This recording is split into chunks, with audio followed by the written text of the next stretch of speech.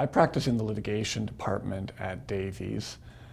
I chose it based on a lifetime interest in debate, I suppose, and also from my law school experience of reading cases. I always found it very interesting reading cases, getting to the heart of the decision, figuring out how the judge reached a particular decision, and I thought it would be the most interesting application of that to go into litigation. The aspect of my practice that I value the most is its diversity. I practice in a small group at Davies. We have approximately 18 lawyers, which is smaller than a lot of the big firm litigation departments. What that means is that all of us have to be prepared to tackle any kind of case that comes in the door. We don't specialize to the degree that you see at larger firms, and that's something that really fits my interests and my interest in litigation practice. I think the best piece of advice I ever received from a mentor was to simplify. It's very easy in litigation to get wrapped up in the details, and of course the details are important. There's no substitute for hard work and for knowing your case impeccably. But I think what really separates a good litigator from the rest of the field is the ability to simplify and boil a case down to its essences.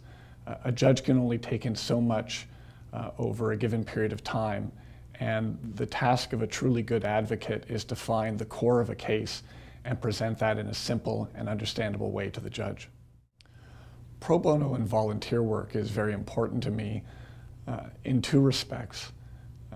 I've done a significant amount of work for the Canadian Civil Liberties Association, and it provides an invaluable opportunity not only to give something back in support of valuable causes, but also to find really interesting work. The sort of work that I do for the CCLA is not the kind of work that would typically come through the door of a commercial litigation practice, so I really value the opportunity both from a public perspective and admittedly from my own interests. I'm also engaged as a director for a charity called AboutFace, which is a charity that supports people with facial differences. It's an important one to me, and I really enjoy being able to support people and give them the help that they need.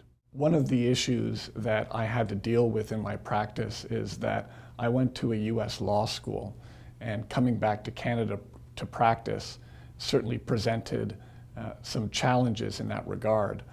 I had to go through the Committee on Accreditation, which involved writing several Canadian law school exams, and I had to catch up in terms of Canadian law to people who had gone to a Canadian law school. I think what helped me in that regard is that when I was in law school, I did my best to do independent research on Canadian subjects, and clerking at the Supreme Court of Canada obviously helped bring me up to speed on Canadian legal issues. A number of factors have contributed to my success, most of them involving the people that I work with. I've had an exceptional set of mentors, starting with people like Kent Thompson, Sandy Forbes, Lauren Morphy, Jim Doris, senior people in our litigation department. I've had the opportunity to work with all of them, and that's something that I've very much valued. At the same time, once I've become more senior and more experienced myself, the people that have worked with me are also incredibly talented, and there's no way that I could do what I do, or frankly anyone in our group could do what we do, without the associates and the students who get it done for us.